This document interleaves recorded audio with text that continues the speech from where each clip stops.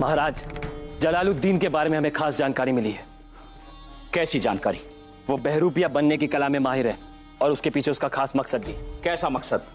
वो किसी भी राज्य पर हमला करने से पहले भेष बदल कर वहां जाता है ताकि वहां के रास्ते, महल और फौजी ताकतों के बारे में जानकारी ले सके। और उसके लिए वो कोई भी रूप ले सकता है, आम आदमी, किसान या फिर व्यापारी। हाल ही में जलालुद्दीन शालपुर में शरीफुद्दीन के पड़ाव के पास देखा गया और उसके बाद उसे किसी ने नहीं देखा। और मेवात आमेर से सटा हुआ है, हो सकता है वो आमेर भी आ जाए। हमें विश्वास नहीं कि जलाल यहां आएगा, और अगर आ भी गया तो हमारे वीर सैनिकों से बच नहीं पाएगा। भारमल ने संग्राम सिंह की बात पर विश्वास नहीं किया।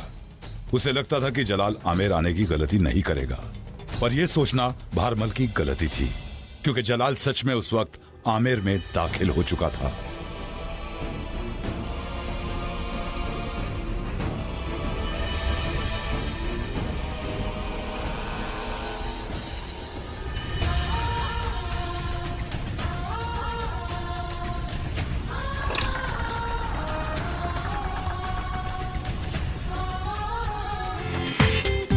पूरा एपिसोड देखिए ZEE5 पर।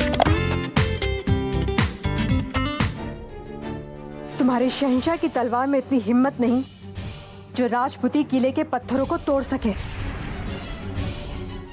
जल्लाद कहीं का इतना क्रूर है कि अपने लोगों के हाथ पैर को काटता फिरता है। औरतों का सम्मान तो वो करना जानता ही नहीं, और छुपकर जो मंदिरों को लूटता रहता है, वो क्या आएगा तुम्हें यहाँ बचाने? अपनी सांसों को राजपूती हवाओं का कर्ज समझ, जो सिर्फ तेरे शहंशाह के खून से ही चुका पाएगा तू।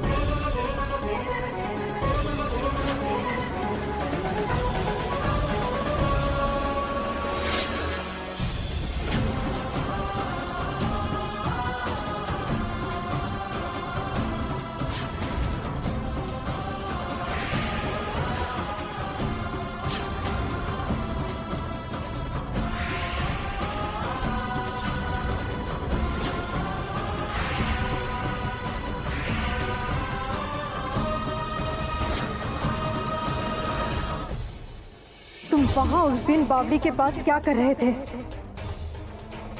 राजकुमारी को जवाब दो सैनिक।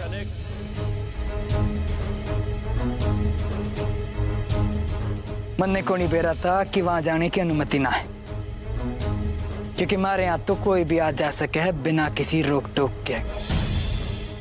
हमारे यहाँ? कहाँ के हो तुम?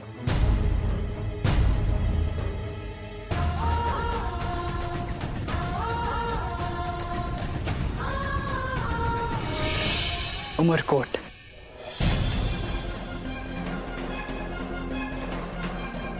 साबित करो कि तुम राजपूत सैनिक हो।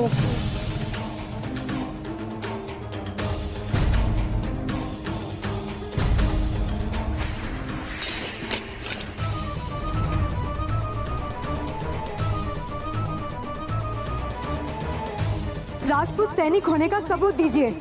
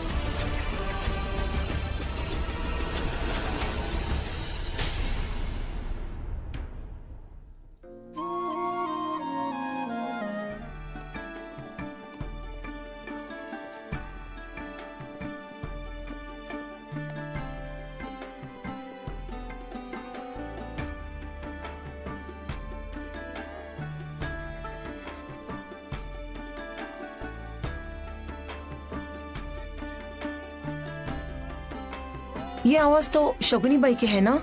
हाँ, क्या कहोगे उनसे? कहना क्या है, पहला न्योता माँ को देंगे और दूसरा शगुनी बाई को। हमारा परिवार बहुत मानता है उन्हें। और तुम? हम उन्हें इंसान मानते हैं, भगवान नहीं। और इंसानों से भूल हो ही जाती है। आज पहली बार शगुनी बाई की भविष्यवाणी गलत होगी। ओम श्रीम ह्रीम ह्रीम काली माताय नमः। ओम श्रीम ह्रीम ह्रीम काली माताय नमः। ओम श्रीम ह्रीम ह्रीम काली माताय नमः। ओम श्रीम ह्रीम ह्रीम काली माताय नमः। ओम श्रीम ह्रीम ह्रीम काली माताय नमः। ओम श्रीम ह्रीम ह्रीम काली माताय नमः। ओम श्रीम ह्रीम ह्रीम काली माताय नमः। ओम श्रीम ह्रीम ह्रीम काली माताय नमः। जो हो रहा है तेरी इच्छा से, जो होगा तेरी इच्छा से। हमारी आंखें तो कुछ दूर तक देख सकती है, पर तू तो अनंत देख सकती है। माँ, हमारी जोधा की रक्षा करना।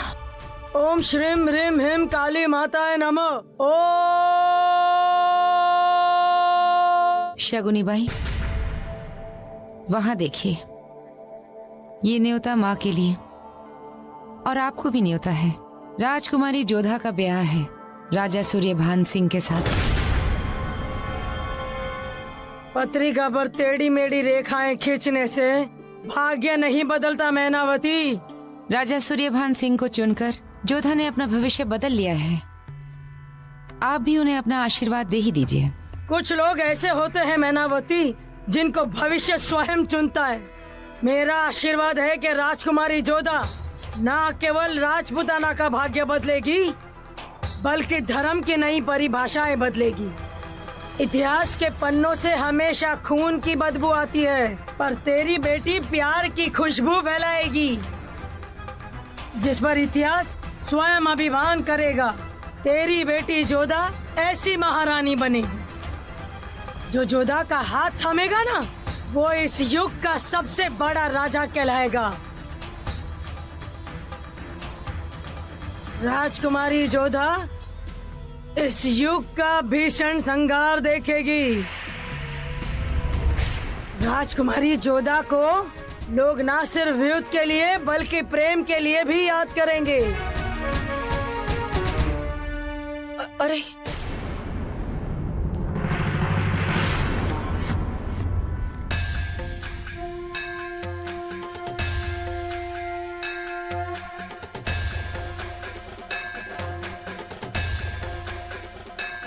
हमारी भविष्यवाणी कभी गलत नहीं होगी। जोधा की कहानी एक पहेली है, सुलझेगी धीरे धीरे।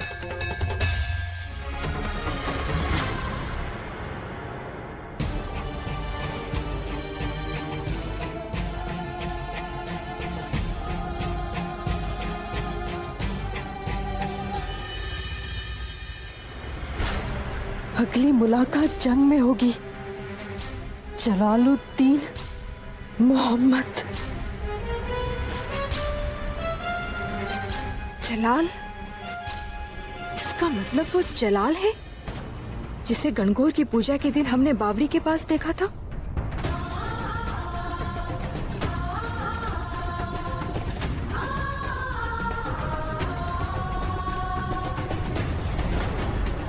जिसके सीने पर हमने तलवार रखी थी, वो जलाल था। उमरकोट।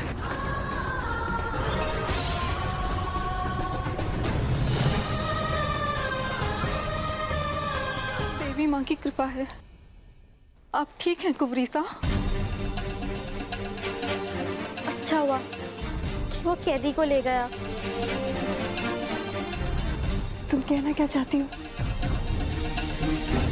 यही कि यदि वो कैदी की जगह आपको अपनी मिट्टी ने रौंद कर गया है, वो राजपुतानी पगड़ी को उछाल कर गया है, वो हमारी तलवार को चुनौती देकर गया है। वो खाओ कसम इस मिट्टी की, इस दुश्मन हमारी जमीन से बच के नहीं जाएगा। तो जाओ और ढूंढो उसे। जो उसे ढूंढ लाएगा वो सारे राजपुताना का उप सेनापति होगा। ये हमारा वचन है। जाओ। अगर जीवित रहना चाहते हो तो हमारे अधीन हो जाओ। राजपूत तुम्हें जीवन दान देंगे।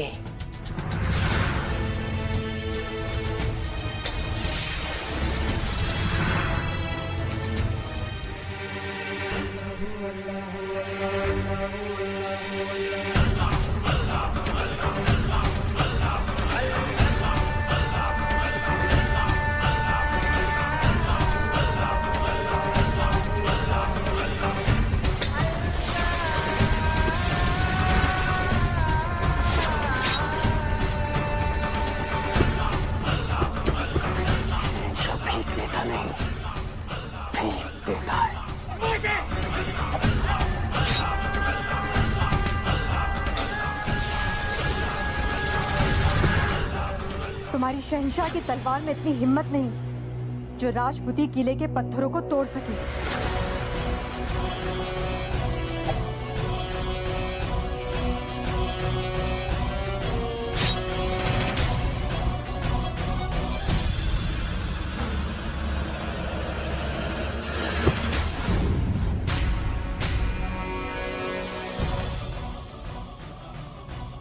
शहंशाह पीठ पर नहीं, सीने पर वार करता है।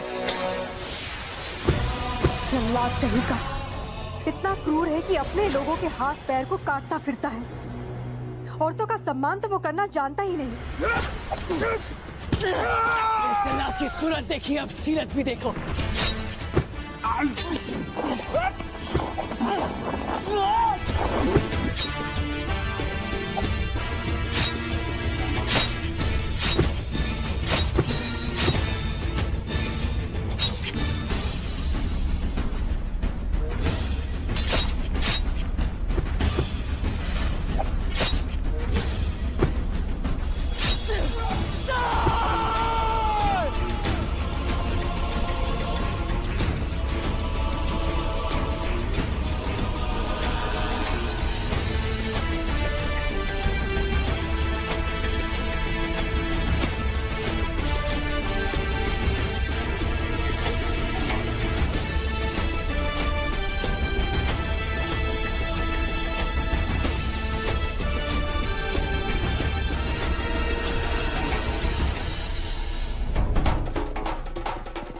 क्या हुआ? कटा है दुश्मन। अली पहाड़ी के पीछे। दीदी, दीदी रुक जाओ। दीदी कहाँ जा रही हो? रुक जाओ दीदी। अरे कोई रोको ना उन्हें।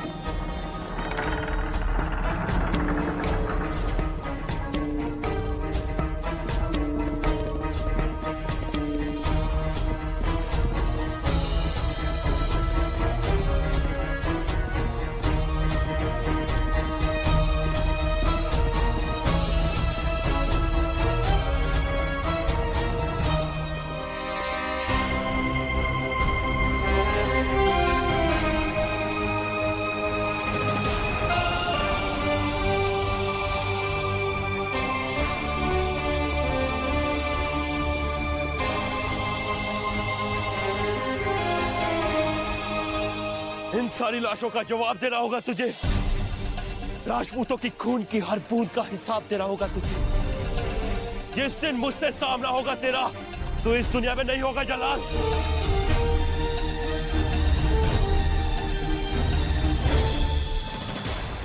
और फिर जोधा और राजा सूर्यभान का ब्याह भी होने वाला है।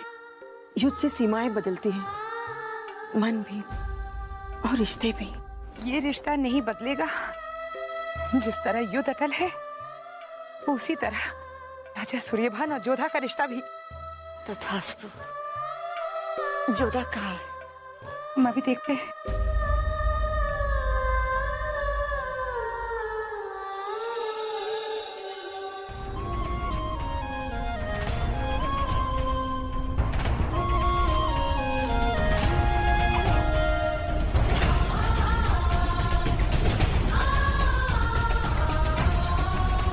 वहाँ उस दिन बावड़ी के पास क्या कर रहे थे?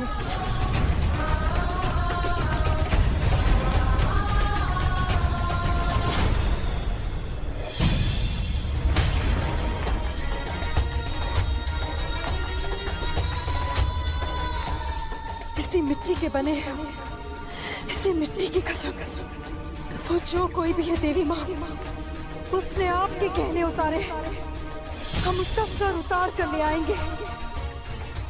जोधा, क्या कर रही हो? जल जाती तो? चल ही तो रहे हैं मासा। वो जल्लाद हमारे सामने खड़ा था और हम उसे अपना समझने की भूल कर बैठे। छोड़ो ये सब।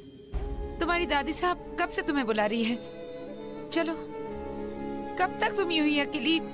जोधा, जोधा। हमारी तलवार उसके गर्दन पर थी और वो अपने कपट से बच गया। सुना था कि बहुत बड़ा योद्धा है, लेकिन आज उसकी कायरता हमारे सामने आ गई।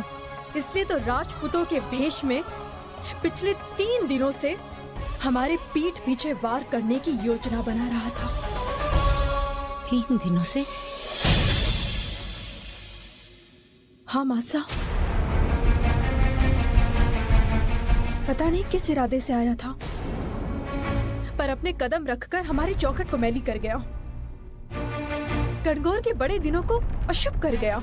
और तो और उस दिन बावड़ी में भी सूर्यभान जी की जगह हमने उस मनहूस जलाल के चेहरे को ही देखा था।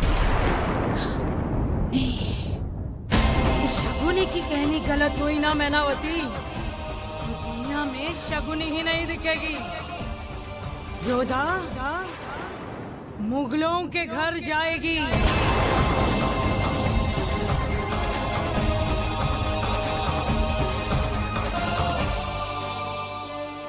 कनिका रानी मासा, क्या हुआ मोतीबाई? तुम रो क्यों रही हो? एक बुरी खबर थी। क्या?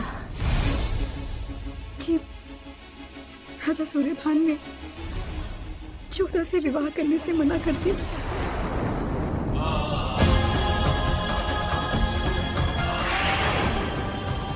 नहीं,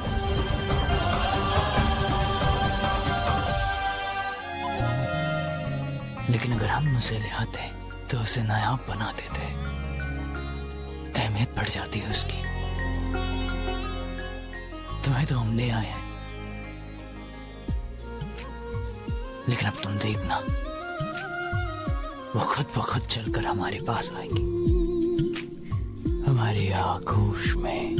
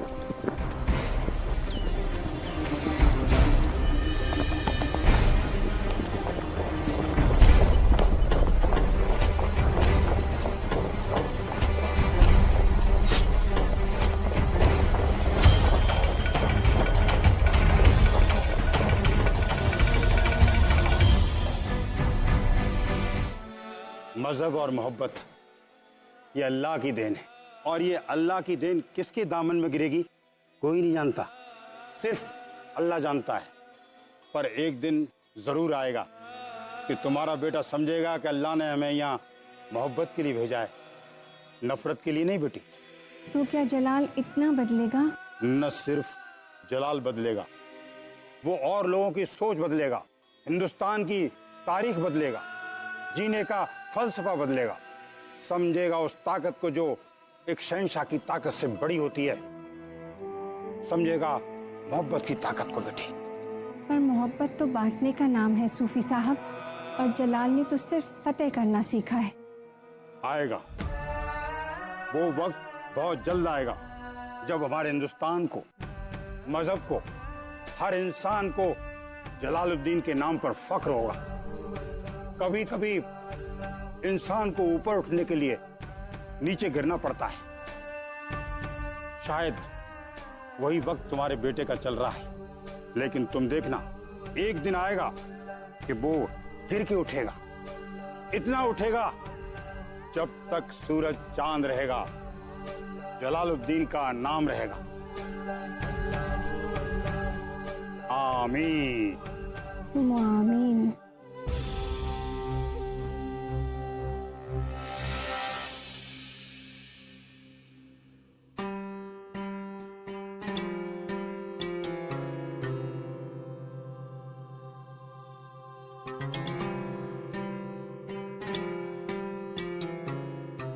अब यहाँ जानने के लिए आए थे कि हमारा बेटा जलाल अपनी बड़ी अम्मी को भूला तो नहीं।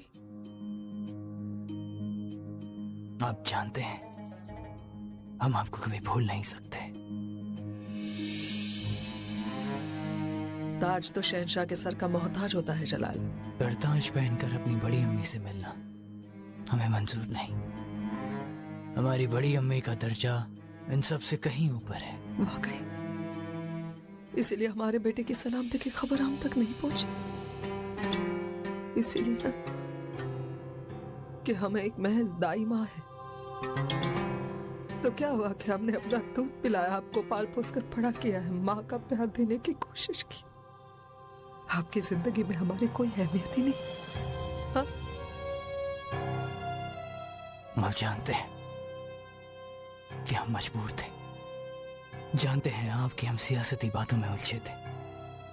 बड़ी अम्मी हम वाकई शर्मिंदा है। अल्लाह ना करे आपको किसी भी वजह से किसी के भी सामने शर्मिंदा होना पड़े।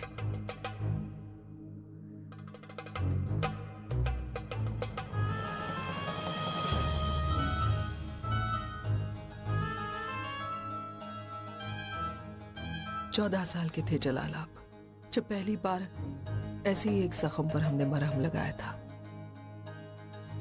जख्म आपके जिस्म पर होते थे और तकलीफ हमारे दिल को पहुंचती थी जलाल, लेकिन खुदा कसम हमने उफ भी नहीं की। सिर्फ इसीलिए क्योंकि इस जहां का सबसे बड़ा शहंशाह बने देखना चाहते थे हम आपको। आज ये जख्म देखकर हमें बड़ी अम्मी जख्म तारीख है इस बात की कि हमने अपनी जीत को तराशा है। बेशक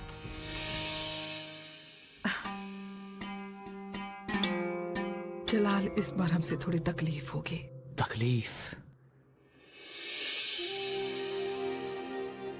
तकलीफ हमें छूने से डरती है बड़ी अम्मी। आप बेझिझक मरहम लगाइए।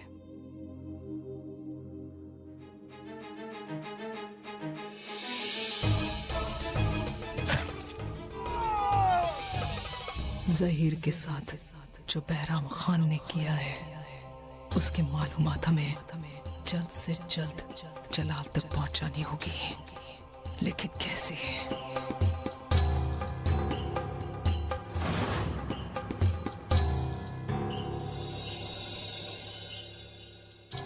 हकीम साहब, जहीर की तबीयत कैसी है?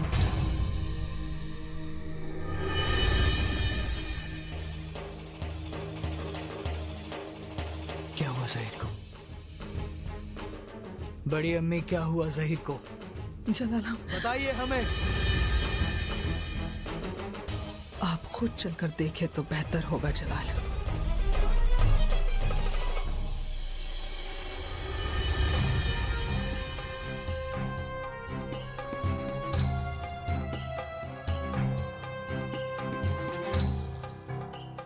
मरहम बहुत बच गया है, अब्दुल के जख्मों पर लगा दीजिए।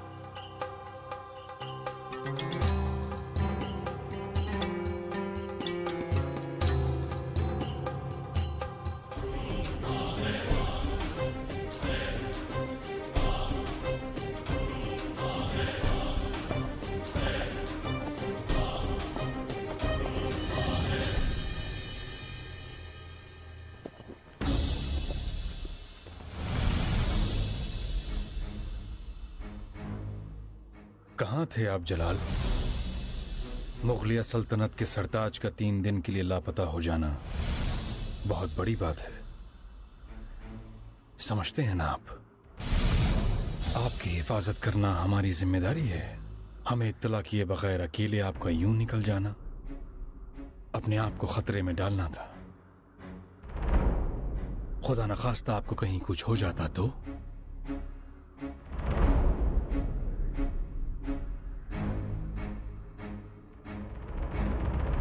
जलाल, हम आपसे मुखातिब हैं।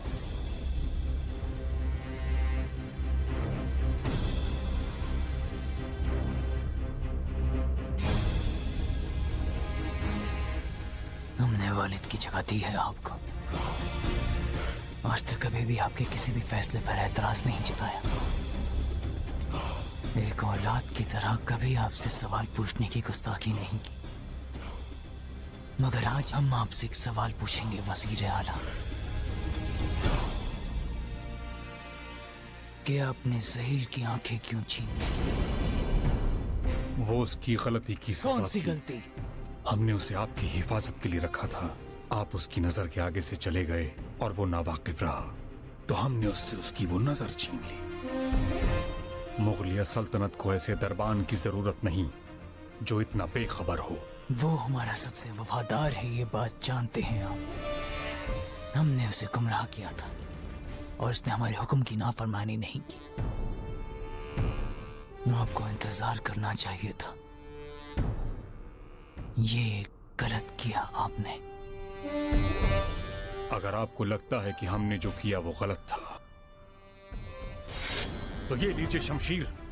आपको हक है कि इसी लम्हा आप इस शमशीर से हमारी आंखें निकाल लें। हमें यह हरगिज़ गवारा नहीं कि आप हमें गलत समझें। मुगलिया सल्तनत के सरताज की हिफाजत करना, इसी को हम सबसे बड़ी वफादारी समझते हैं।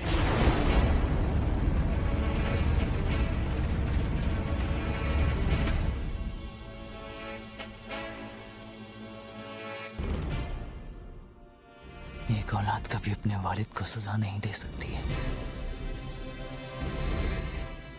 लेकिन हमें जिंदगी भर इस बात का अफसोस रहेगा कि आपने ज़हीर की आंखें छीन ली।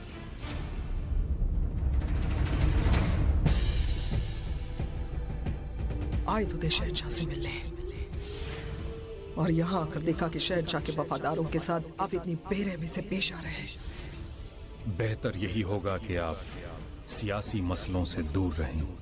दूर तो आप हो जाएंगे, इसी तरह अगर शहनशाह के वफादारों को खत्म करते रहे तो। मैं जानता हूं कि इस बात को चिंगारी उस महामंगा ने दी होगी, मगर बैरम खान की बात न मानने वाले का तो यही हशर होगा। तो फिर क्या हम एक और बात पूछने की गुस्ताखी कर सकते हैं? इजाजत है, पर किसी को बताने की गुस्ताखी मत करना। हम समझ गए। ये बात कब्र तक हमारे साथ जाएगी शहनशाह।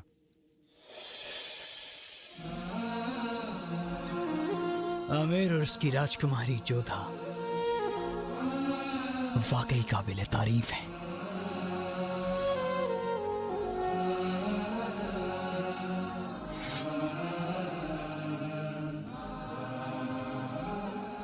तो फिर देरी किस बात की शहनशाह? हम अभी आमिर पर कूच करते हैं। नहीं शरफत, सब्र करो। जंग से पहले हम अपनों से मिलना चाहते हैं। कल सूरज की पहली किरण के साथ हम राजधानी आगरा के लिए रवाना होंगे। पूरा एपिसोड देखिए ZEE5 पर।